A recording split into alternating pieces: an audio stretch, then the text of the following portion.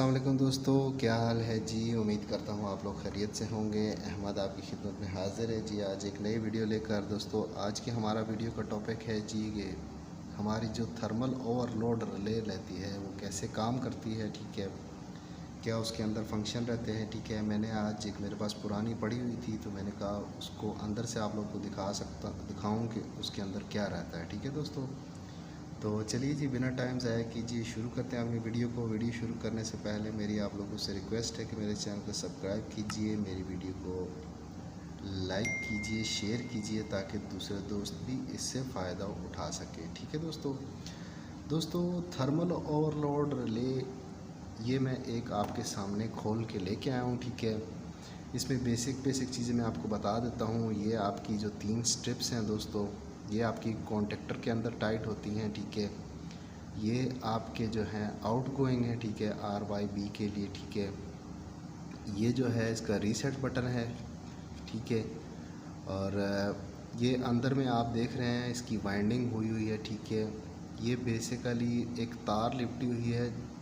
जैसे मैंने आपको बताया ये थर्मल ओवरलोड रिले है। थर्मल मतलब हीट की वजह से जैसे ही आपने इस नॉब को सिलेक्ट कर रखा होगा जितने एम्पेयर पे, ठीक है, तो क्या होगा कि जब हमारा करंट फ्लो करेगा इस स्ट्रिप के अंदर से, तो ठीक है, ये जो वायर जी है इसके ऊपर वाइंडिंग हुई है, इसमें हीट पैदा होगी। हीट पैदा होने से क्या होगा कि अगर एक्सेसिव हीट पैदा होगी तो ये बेंड होगी, ठीक है दोस्तों। ये बेंड हो जाएगी। ये बेंड होने से क्या होगा कि ये हमारे सर्किट को ओपन कर देगी। सर्किट को ओपन करेगी मतलब ये हमारे जो कंट्रोल सर्किट है उसको ओपन कर देगी, ठीक है दोस्तों। इसके बारे में मैं आपको ज़्यादा तफसील से बताने के से पहले मैं आपको डायग्राम से 1-2 चीज़ें बताता हूँ, ठीक है दोस्तों। फिर इसके बाद इसके ऊपर आते हैं, ठीक है दोस्तों। मैंने पेपर पे बना रखी हैं, ठीक है दोस्तों। बेसिकली जो हमारी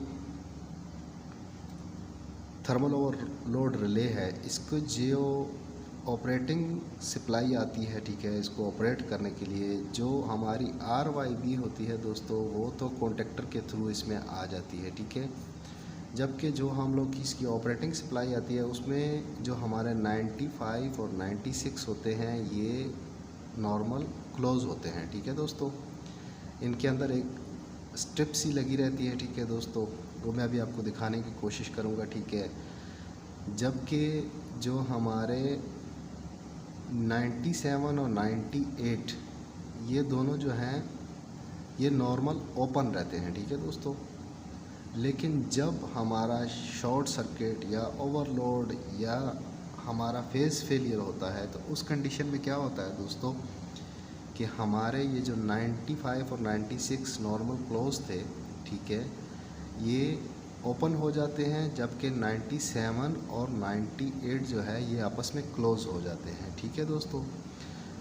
अभी ये जो 95 और 96 है ये क्लोज़ तो रहते हैं, ठीक है। अभी आप पूछेंगे कि ये कहाँ से आ रहा है। बेसिकली दोस्तों ये फ़ेज़ होता है। अभी फ़ेज़ अगर आपके कंट्रोल के बारे में थोड़ा बहुत जानते हैं, ठीक है दोस्तों, तो फ़ेज़ बेसिकली हमारे MCB से निकलता है, ठीक है। निकल के उसके बाद हमारे जो स्टॉप बटन रहता है, ठीक है, जो नॉर्मली क्लोज़ रहता है उस पे से हो के उसके 2 टर्मिनल रहते हैं, उसमें से हो के दोस्तों उसके बाद हमारा जो है जो ऑन स्विच रहता है जो ग्रीन कलर का रहता है पुश बटन, ठीक है, उसमें से हो के, ठीक है दोस्तों, उसके दूसरे पॉइंट में से हो के फिर हमारी आ जाता है ये जो हमारी ओवरलोड रिले है, ठीक है, इसमें आ जाता है, ठीक है। अभी दोस्तों क्या होता है कि जब आप MCB आपका ऑन है, आपने मोटर को स्टार्ट करना है, ठीक है, तो क्या होगा कि आप जब इसको ये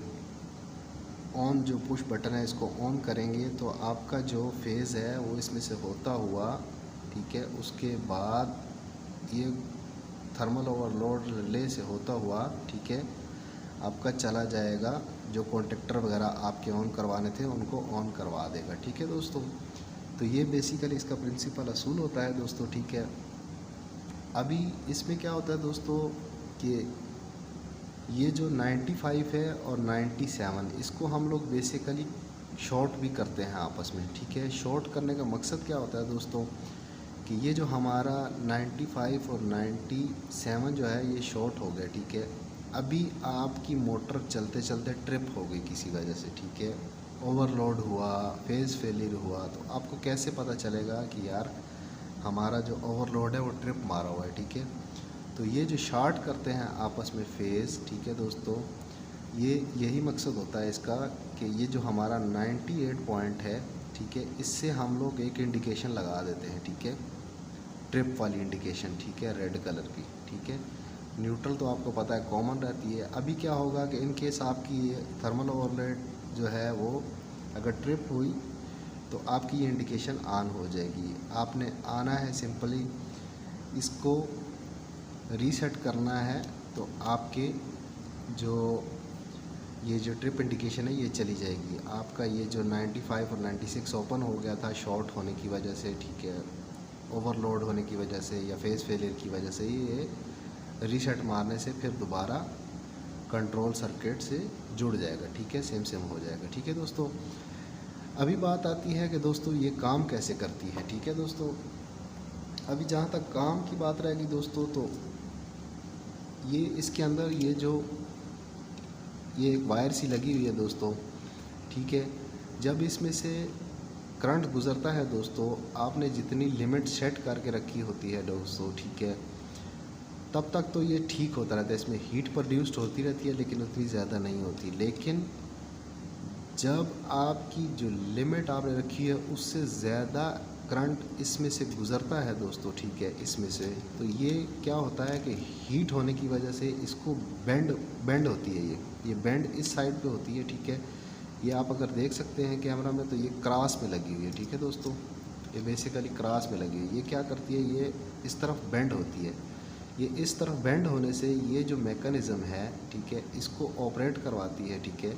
ऑपरेट करवाने से क्या होता है, ये आप अगर देख रहे हैं, ये तो सबसे पहले मैं इसको बाहर निकाल देता हूँ। इसके अंदर में एक ये छोटा सा स्ट्रिप लगी हुई है, ठीक है दोस्तों, वो स्ट्रिप को ये ओपन करवा देती है। मतलब आपका ये जो 95 और 96 है इसको ओपन करवा देती है, ठीक है। अभी मैं आपको करके दिखाता हूँ, अगर आपको इसमें साउंड क्लियर हो या आपको उसको पता चल सके दोस्तों, तो देखिएगा। मैं इसको हल्का सा बेंड करने की कोशिश करूँगा तो क्या होगा। सुना है आपने आवाज़ दोस्तों, ये अभी ओपन हो गया, ठीक है। ये देख सकते हैं, ये जो स्ट्रिप है ये पीछे चली गई है, ठीक है।